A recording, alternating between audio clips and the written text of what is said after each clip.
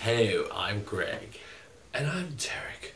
Welcome to the Men at the Den, and this is Monday, Barbara.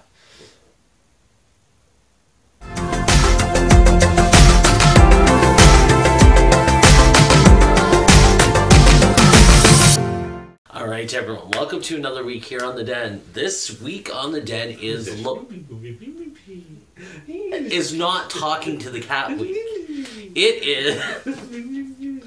Oh my god, fuck off, Derek! This week on the Den is Local Legends Week. So Derek and I decided we're going to take a legend from each of our hometowns and talk about it. So I'm going to let Derek talk first, because I don't have my shit together yet.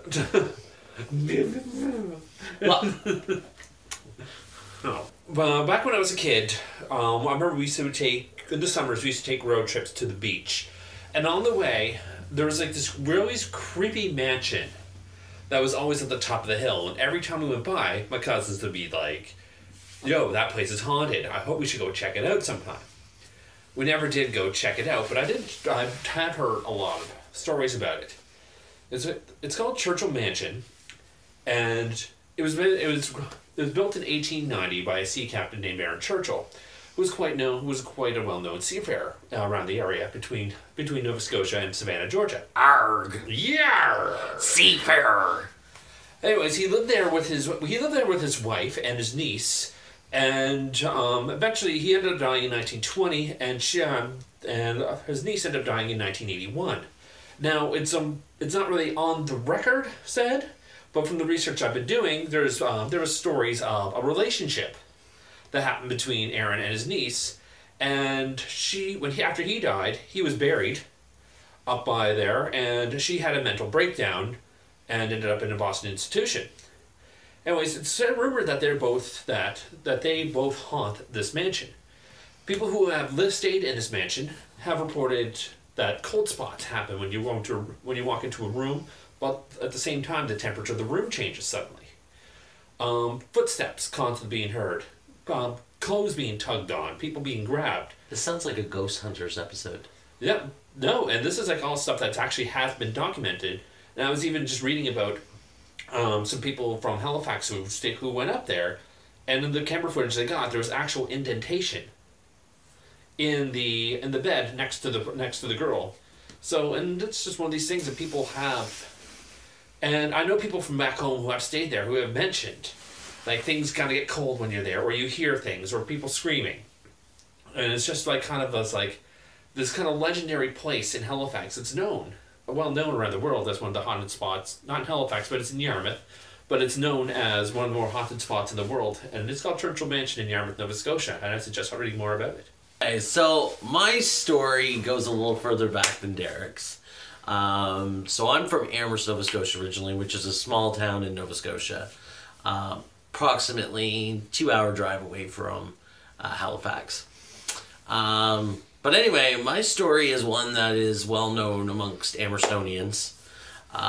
And so my story starts off with a young girl in 1878, believe it or not. So, yeah, so my story goes back to 1878. So, this young girl named Esther Cox basically had some weird things happen to her after. So the story begins with the fact that she was sexually assaulted by a male friend. Shortly after, some weird shit started happening in her home. So it started with little things like a sewing kit underneath of a bed, shaking at nighttime, the little rattles here and there, things rattling.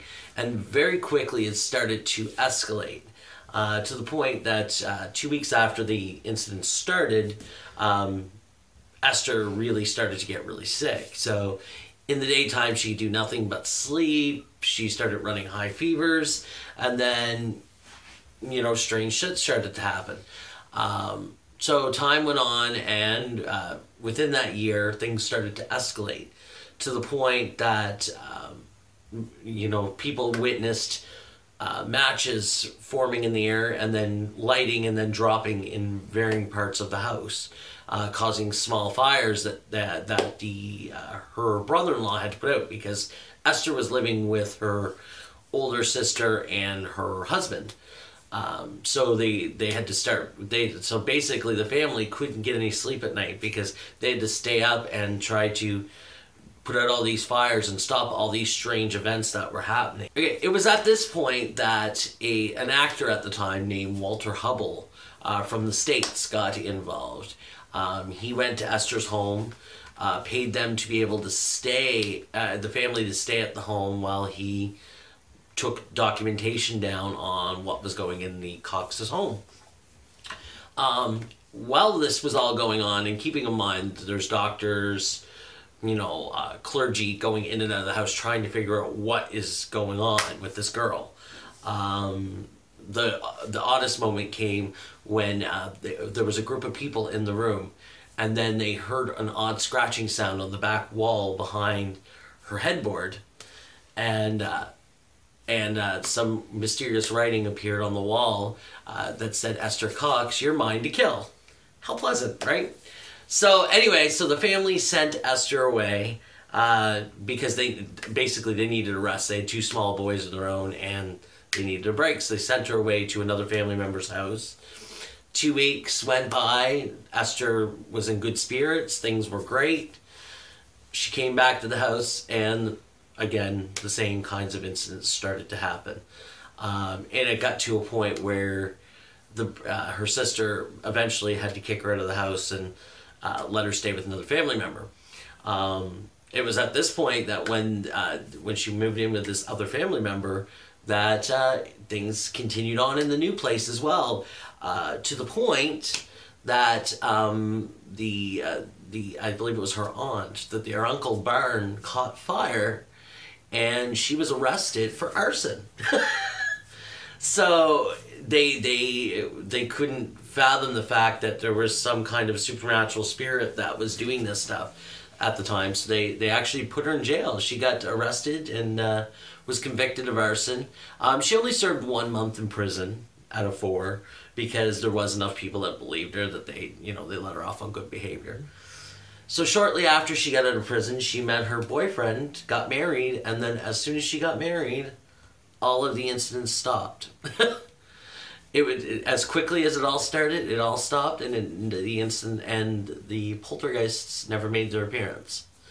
It is well documented in a book called The Great Amherst Mystery, written by Mr. William Hubble, about his documentation, about his diary that he kept, and all of the witness accounts. So I recommend checking that out. Also, some of our one of our local news in Halifax covered the Great Amherst Mystery just a few years back. We'll provide the links below if you're interested in hearing more about the comings and goings of Miss Esther Cox. Yeah, there are so many ghost stories, everything when it comes to Nova Scotia, where we are kind of a seafaring place, and our history is all based on seafarers, pirates, and everything else. Well, I mean, you got to remember, especially things like in Halifax with the Halifax explosion. Yeah, there's lots of local legend that comes along with the Halifax explosion. Yeah, you get the priest that hides in the window, the reasons why the town clock is still at the exact same time. Oak Island. Oak Island is like one of the biggest things. It's a huge TV show right now, and this is all stuff that's just happening just a couple hours away from us. If this is something that you're interested in, we highly recommend checking out the book Blue Nose Ghosts by Helen Creighton. It's filled with a lot of stories about, a lot of ghost stories and a lot of supernatural phenomenon that's happened around Nova Scotia, particularly the South Shore. Anyway, everyone, well, thank you for tuning in. Tune into the rest of the guys' videos to see their local legends. And as always, like, share, subscribe. Also check out our merch. Buy our merch. Buy our merch. We would like to see more Men of the Den shirts out there, so buy our merch. Buy our merch. What else? What else? I think that's it. Well, anyway, you all rock. Have a great week.